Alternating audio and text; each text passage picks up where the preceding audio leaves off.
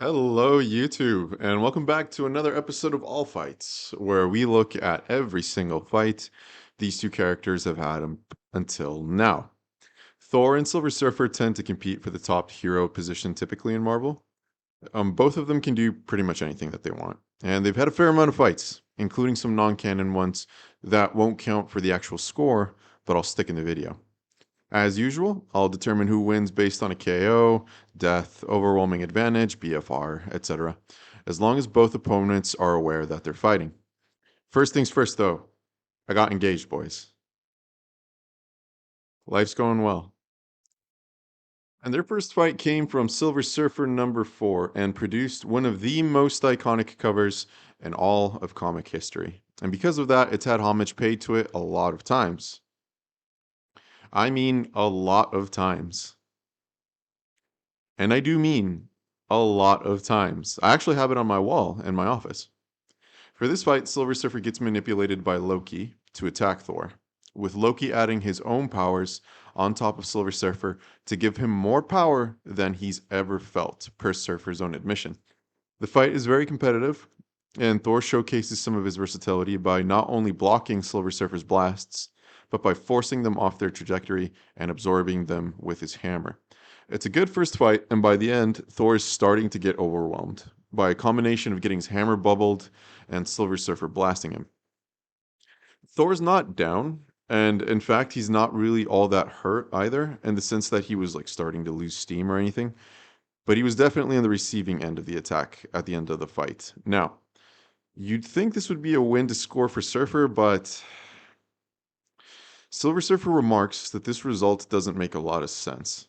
He determined early on that Mjolnir is above his power cosmic, and because of that, he's confused as to why he's doing so well. And then he mentions that Thor doesn't seem to be fighting like his heart is in it. But Thor certainly wasn't winning, and it's hard to call it a draw when Thor was on the losing end there at the end of it. So I think it's fair to give that first fight to Silver Surfer, making the score 1-0 in favor of Norrin Rad. Round 2 takes place during a team battle, in Avengers Annual number 11, where the Avengers are trying to speak some sense into the Defenders, and Thor is fighting Valkyrie. The OG Valkyrie, Brunhilde, not Jane, I can't have a unique identity Foster, who stole the name because she's not interesting enough to sell comic books on her own, or even with a stolen name since her Valkyrie run was quickly cancelled. Anyways, the conflict happens in two fights for this one issue. The first fight between the two, Silver Surfer attacks the Avengers and knocks them to the ground. Thor comments saying he almost slayed them, but that's very clearly not true because something that can almost slay Thor will certainly slay Iron Man and Captain America, who were caught in the blast with him. Thor didn't know he was fighting, so no point here. We'll call it a draw.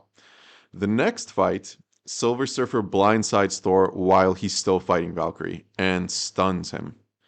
But once again, Thor did not know he was fighting Silver Surfer, and he got blindsided. So no point there either. We'll chalk that up to another draw. Silver Surfer then goes on to stalemate with Iron Man in a mutual KO, which is crazy to consider since this was Iron Man's roller skates armor. Okay, round 4, and this is where this competition starts to go south for one of them real fast, because the two don't fight again for quite some time. Avengers Annual number 11 came out in 1982, and they don't meet again until Silver Surfer number 86, which came out in 1993. So 11 years for this next encounter, and the next time Silver Surfer runs into Thor, Thor is going through some minor mental health issues. You see, at this point of his career, Thor's powers had been split to Eric Masterson, as well as Beta Ray Bill. Every time something like that happened to him, it left Thor feeling incomplete, like his spirit was getting split. After which, Thor is controlled by the goddess during the Infinity War event, and in response to this, Thor falls into a deep depression that had Odin send him away from Asgard to find himself. And that was one bad move too many, because Thor snaps. Thor turns into what in real life would be a violent, paranoid schizophrenic with a bone to pick, and everyone he fights is about to see it firsthand. Like I said, round 4 takes place in Silver Surfer number 86, otherwise known as Blood and Thunder Part 2. After beating Beta Ray Bill, Silver Surfer holds Thor off long enough for Beta Ray to get another crack at Thor. Thor puts Beta Ray down again and then rushes to finish off Silver Surfer. After an exchange of the two, Thor lets go of his hammer, and Silver Surfer tries to close the gap on Thor, and one of the most poorly thought out moves, probably in comic book history, because the hammer gets back to Thor's hand faster than Silver Surfer can make it to him. Mind you, Thor was wide open and in space, and Silver Surfer has more ranged attacks than you can count, and he chose to go into a melee distance with Thor. Thor knocks Silver Surfer out cold, landing a solid win for Thor. Next up, in round 5, we take a look at Warlock and the Infinity Watch number 23. Thor losing his mind became cosmic news pretty quickly. Word was spreading that Thor was tearing up anyone in his way. And Adam Warlock came in to help Silver Surfer after Surfer lost. Since this was after the events of the Infinity Gauntlet, Adam Warlock had the Soul Gem, and he could see the hallucinations that were plaguing Thor. Silver Surfer and Adam Warlock team up, bubbling Mjolnir and then attacking Thor's soul. It is worth mentioning, the Infinity Gems, yep, that's what they were called in the comics before the movies, give you total control over the area governed by the gem if you know how to use it. There are 2 people who stand at the top of Masters of the Infinity Gems. The first is Thanos, and then it's Adam Warlock. That means that Adam Warlock can use his powers to basically snuff Thor's soul out until further notice, making him go catatonic. And this is exactly the strategy that he goes for. And he fails miserably. Thor blasts both Surfer and Adam Warlock away from them and knocks the pair out before Surfer's board rescues the pair. Another solid and devastating win for Thor.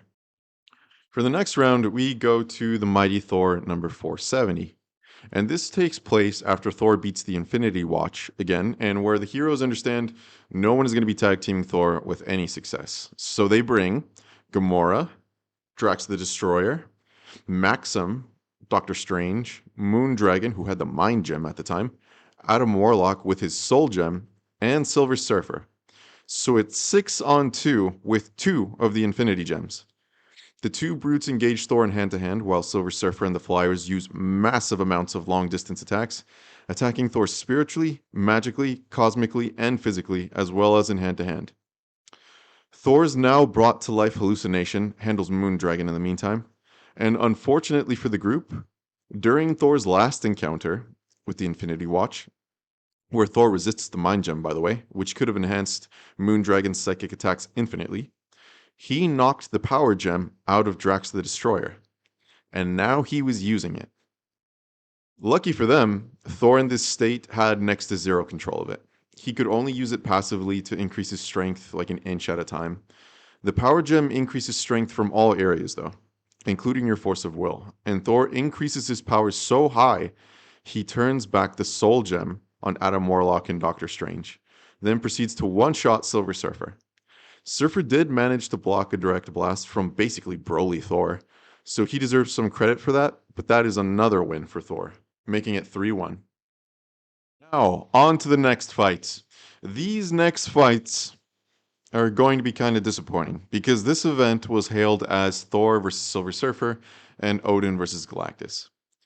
And when you hype up your event like that, you'd think, well, let me just tell you, the Mighty Thor number 1 through 6 go over how Galactus and Silver Surfer come to Earth looking for the cosmic egg or something. I don't know, it's fucking stupid. And I wish I could tell you why. It's a plot line that says Galactus wants it for immortality, even though he's like much older than Odin. Then it's like to satisfy Galactus' hunger permanently. Then it never gets brought up again that I know of. This arc contains some of the best art and cover art for Thor comics ever, and some of the worst dialogue and plot lines I have ever seen. Thor at one point refers to Silver Surfer as the bald and glinting bastard, which, while is kind of funny, at no point prior nor since has Thor ever talked that way. And you'll find that Matt Fraction did a lot of stuff like that when he took over Thor. This is also the beginning of Odin being a raging, paranoid alcoholic, and Marvel did keep that much of his personality for him, unfortunately. Now, for context, Thor has an open cosmic wound in his stomach in all of the following fights. It bleeds all the time, and it hurts Thor so bad that he starts to sweat while standing, which is pretty crazy given Thor's pain tolerance. Thor, in fact, thinks he's going to die from it, but he dies later for other reasons. Now, on to the first fight. In issue number 2 and 3 of the Mighty Thor, Silver Surfer threatens Odin to give him the cosmic egg, and Thor saves him from death by Odin by throwing Mjolnir at him. Silver Surfer blasts at Thor, who blocks it. Thor then charges at him, and since Silver Surfer blocked his hammer swing, Thor headbutts Silver Surfer so hard he dents Surfer's skull, which I didn't know you could do. Surfer then hits Thor with his board while he's distracted and says some gibberish, which is a Matt Fraction classic. Now, keep track of Thor throwing his hammer and then Surfer hitting him with his board, because both fighters will fall for this trick every single time they fight in the arc. That's the end of the first fight, though, and that is a draw. Next up in the Mighty Thor number 4, Thor and Surfer meet in space, and Thor, get this, throws his hammer, and Surfer hits him with his board. You see where this is going. The fight gets interrupted slightly because Thor sidesteps Silver Surfer and charges straight at Galactus, which is pretty cool, I gotta admit, taking a chunk off his helmet while he's busy fighting Odin psychically. Surfer sees this and he hits Thor at easily a light speed and takes him to Mars. Originally, I was going to split this into 2 fights, but they don't really stop fighting, so I'll count it as one. Silver Surfer slams Thor into Mars, where he actually kind of hurts himself, and then Thor gets up and crashes Mjolnir into him, staggering Silver Surfer momentarily. The fight then goes on to the next issue, where Surfer gets up and blasts Thor with his sick panel, knocking Thor back a little. Then, just to spice things up, Thor, wait for it, he throws Mjolnir at Silver Surfer, and Surfer, oh, you're not going to believe it, hits Thor with his board. Bold move, Matt Fraction. I didn't sign up for these twists and turns, you little trickster. And that's the end of their fighting. Oh, it's like I'm 16 all over again. Well, I guess they headbutt each other and they say literal gibberish at one another. If someone can decipher this sentence for me, mercy is nothing born to ride the cosmic winds, I'll pin the comment. So, no winner here, that's a draw. Now, that is the end of their canon fights up until now, up until 2025. But we have 3 non-canon fights left for the 2. Okay, let's take a look at these non-canon fights, but I don't know, guys. I don't know if my expectations can be subverted as good as Matt Fraction just did. The first we're going to take a look at is from What If Silver Surfer Had Not Betrayed Galactus? And Silver Surfer has a brief but intense fight with Thor, where he just vaporizes Thor. Straight up kills him. I'd say that's a win for Silver Surfer. And the next non-canon fight is from What If the Avengers Had Fought Galactus? And it's a really fun comic, which I recommend you all read when you get the chance. It's got a beautiful classic vibe to it because it is a classic comic.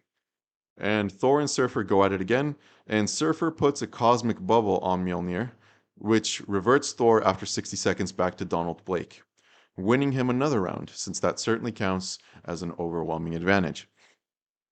And the last non-canon fight that they have is one panel from Marvel Zombies 2, where Zombie Thor knocks Silver Surfer out of the sky with a piece of concrete he attached to a stick to represent Mjolnir.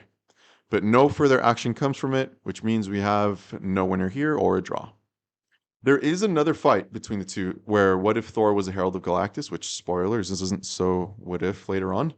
But that's not Norrin Rad as Silver Surfer, and those are the only fights I'm going to count for this video. And there you have it, folks. That's 3-1 in favor of Thor currently for canon victories over one another, with 4 draws. And 3-3 with 5 draws if we give Silver Surfer the benefit of his non-canon fights. Which we won't. But we could, but I absolutely will not. Thanks for watching, everyone. I've been meaning to do that for a while. Before I go, this is Flapjack. Say hi, Jack. He's a worshiper of Odin and distrusts the government. He's a good guy.